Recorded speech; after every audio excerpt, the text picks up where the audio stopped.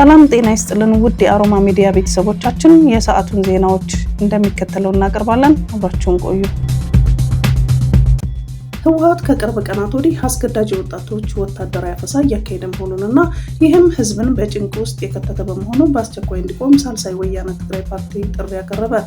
ፓርቲው ህወሓት እየተካሄደ ነው ያለውን አስገዳጅ አፈሳ ለማስቆም ፖለቲካዊና ዲፕሎማሲያዊ ስራዎችን እንደሚሰራ አስታውቋል።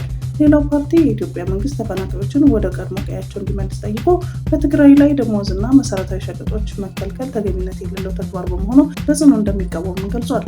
ህወሓት በቅርቡ መልሻለሁ ላለው ምክር ቤትና መንግስት እውቅና እንደማይሰጥና ምክር ቤቱ የሚያሳልፋቸው ውሳኔዎች ምንም ተቀባይነት የሌላቸው መሆኑን ሳልሳይ ወያነ ፓርቲ አሳውቋል።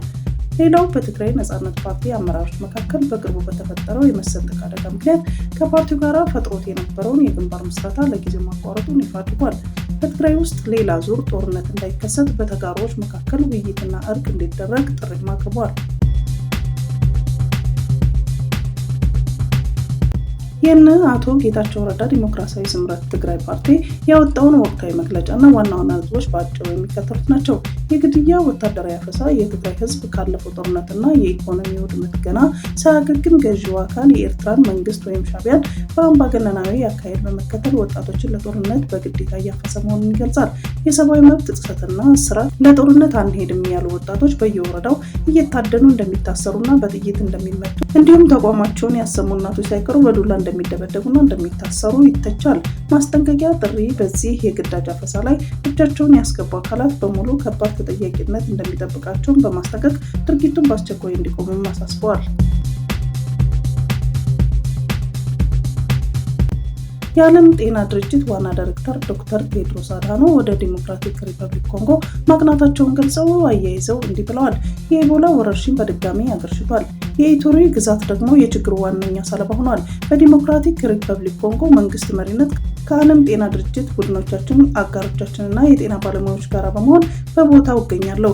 ይህችን ሀገር የኢቦላ ወረርሽኝ 16 ጊዜ ድል አድርጋለች። 17ኛውን ጊዜም ከዚህ የተለየ አይሆንም። ነገር ግን አሁን በጋራ መነሳት አለብንም ብለዋል።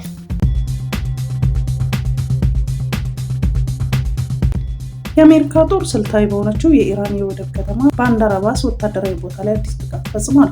የአሜሪካ ማዕከላዊ ዕዝ እንዳስታወቀው ጦሩ በሆርሙዝ ሰርጥ አካባቢ ስጋት ፈጥረዋል ያላቸውን 4 የኢራን ድሮኖች አውድሟል። የኢራን እስላማዊ አብዮታዊ ዘብ በበኩሉ የአሜሪካ የአየር ጦር ሰፈርን ኢላማ በማድረግ አጸፋ መውሰዱን ገልጾ ዝርዝር መረጃ ከመስጠት መቆጠቡን ቢቢሲ ዘግቧል። የኩዌት ጦር ግን የአየር መከላከያ የጠላት ሚሳይልና ሰው አልባ አውሮፕላኖችን እየጠለፈና እየተከላከለ እንደነበረ ያስታወቀ ሲሆን በትክክል ከየት እንደመጡም አልገለጸም። አሜሪካ በኢራን ላይ ጥቃት ስትሰነዝር በ3 ቀናት ውስጥ ይህ ለሁለተኛ ጊዜ ነው። ከ2 ቀናት በፊት አሜሪካ በደቡባዊ ኢራን በሚገኝ የኢራን የሚሳይል ቤዞችና ፈንጂ ሲቀብሩ ነበር ባለቻቸው ጀልባዎች ላይ የአየር ጥቃት መፈጸሟ ይታወሳል። ዳግም የተቀሰቀሰው ጦርነት በአሜሪካና በኢራን መካከል የተጀመረውን ጦርነት የማቆም ድርድር ስጋት ውስጥ የከተተ ሆኗል። አሜሪካ ራስን መከላከል በሚል አዲስ ጥቃት በደቡባዊ ኢራን ከፈጸመች በኋላ ቴህራን ዋሽንግተን የተኩስ አቁሙን ጥሳለች ስትል ከሰሰች። የአሜሪካ ውጭ ጉዳይ ሚኒስትር ማርኮ ሩቢዮ በበኩላቸው በሁለቱ ሀገራት መካከል የሚደረገውን ጦርነት ለማስቆም የሚደረግ ድርድር ጥቂት ቀናት ሊወስድ ይችላል ብለዋል።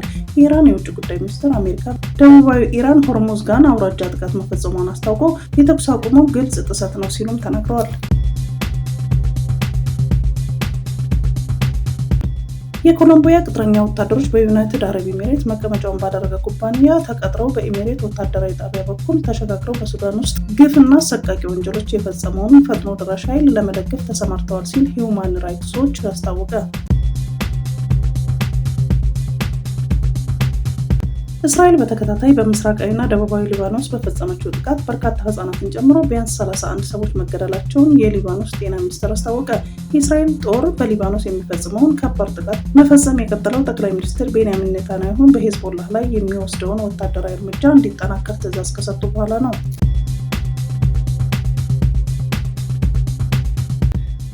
ዋሽንግተን ቴህራን ላይ አዲስ ጥቃት ብትከፍትም ስምምነት ላይ መድረስ የሚቻልበት እድል አሁን እንዳለም የአሜሪካ የውጭ ጉዳይ ሚኒስትር ማርኮ ሩቢዮ ተናገሩ። አሜሪካ ያደረሰችውን ጥቃት የኢራን የሚሳኤል ስርዓትና ጀልባዎች ላይ ጉዳት ቢደርስም ሩቢዮ ባደረጉት ንግግር የስምምነት ላይ መድረስ ይቻላል ብለዋል። በኳታር በሚደረገው ውይይት ለውጥ የሚመጣ ከሆነ እናያለን ያሉት የውጭ ጉዳይ ሚኒስትሩ ፕሬዚዳንቱ ግሩም ስምምነት ላይ ይደርሳሉ ማለያም ስምምነት አይኖርም ሲሉም ገልጸዋል። በኳታር በሚደረገው ውይይት ላይ የቀረበው የሰላም እቅድ ውስጥ ያለውን የቃላት አጠቃቀምና ምርጫ መታየት ስላለበት ንግግሩ ቀናት ሊወስድ እንደሚችልም ጠቁመዋል። የሆርሙዝ ወሽመጥ መከፈት እንዳለበት አስረግጠው የተናገሩት ማርኮ ሩቢዮ እየሆነ ያለው ነገር ህገ ወጥ ነው፣ ዓለም ላይ ያለመረጋጋት ፈጥሯል፣ ተቀባይነት የለውም ሲሉም አክለዋል። የዩክሬኑ ፕሬዝዳንት ቮሎዲሚር ዜሌንስኪ በኢራን ጦርነት ምክንያት በመላው ዓለም የባላስቲክ ሚሳኤል መቃወሚያ ስርዓት እጥረት ተፈጥሯል አሉ። ለተፈጠረው እጥረት መፍትሄ መገኘት አለበትም ሲሉ ፕሬዝዳንቱ አሳስበዋል። ዜሌንስኪ አክለው የዩክሬን የአየር መከላከያ ለማጠናከር ከሁሉም አካላት እየሰራን እንገኛለን፣ ቅድሚያ የምንሰጠው ጉዳይ ነው ብለዋል። በዩክሬን መዲና ኪየቭ ስልታዊ ጥቃቶችን እንደምትሰነዝር ያስታወቀችው ሩሲያ በበኩሏ የውጭ ሀገራት ዜጎች ከተማዋን ለቀው እንዲወጡ ማሳሰቢያ ሰጥታለች። የዩክሬን ፕሬዝዳንት ዜሌንስኪ አሜሪካ ለሀገራቸው ተጨማሪ ድጋፍ የምታደርግበት መንገድ በተመለከተ ውይይቶች ይቀጥላሉ ብለዋል። አውሮፓ በቂ የሚሳኤል መቃወሚያ ስርዓት እንዲኖራት የሚል ዩክሬን መሳሪያውን የምታመርትበትን ፍጥረት መጀመሯንም ገልጸዋል። የጋና ባለስልጣናት ረቡዕ ጠዋት ከደቡብ አፍሪካ ለመመለስ ከተመዘገቡ 800 ዜጎች ውስጥ የመጀመሪያው ቡድን እየተመለሰ መሆኑን አስታውቆ ቢቢሲ በደቡብ አፍሪካ ሰዓት አቆጣጠር ከማለዳው 3 ሰዓት አካባቢ በጆሃንስበርግ አየር ማረፊያ በጋና ኤምባሲ የተከራያቸው በርካታ አውቶቡሶች ተጓዦችን እያደረሱ እንደነበረ ተመልክቷል። ተመላሾቹ ወንዶች፣ ሴቶችና በሁሉም የዕድሜ ክልል የሚገኙ ህጻናቶች ናቸው። በአነስተኛ ቡድን ደግሞ በፖሊስ በመኪና የመጡ ተጓዦች እንደነበሩም ቢቢሲ ተመልክቷል። ጋና ዜጎቿን እያስወጣች ያለችው ከቅርብ ሳምንታት ወዲህ በደቡብ አፍሪካ ከተሞች የጸረ ስደተኞች ተቃውሞ ማዕበል መነሳቱን ተከትሎ ሲሆን በሀገሪቱ ውስጥ ዳግም የመጤ ጥላቻ ጥቃቶችን ሊቀሰቀስ ይችላል የሚል ፍርሃት አለ። የጋና መንግስት ለቢቢሲ እንደተናገረው የመጀመሪያዎቹ 300 ሰዎች ረቡዕ ጠዋት ይጓዛሉ። ቀሪዎቹ የተመዘገቡ ዜጎችም እየተለዩ እንደሚጓዙም ገልጿል።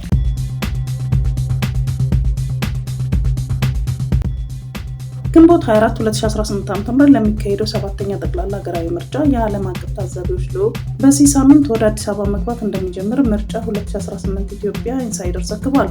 የአፍሪካ ህብረት ታዛቢዎች ልዑክ ዛሬና ነገ አዲስ አበባ እንደሚገቡ ያረጋገጠ ሲሆን የምስራቅ አፍሪካ በየነ መንግስታት ድርጅት ኢጋድ በበኩሉ ከ6 ሀገራት የተውጣጡ 24 ታዛቢዎችን ግንቦት 21 ቀን ወደ ኢትዮጵያ እንደሚልክ አስታውቋል።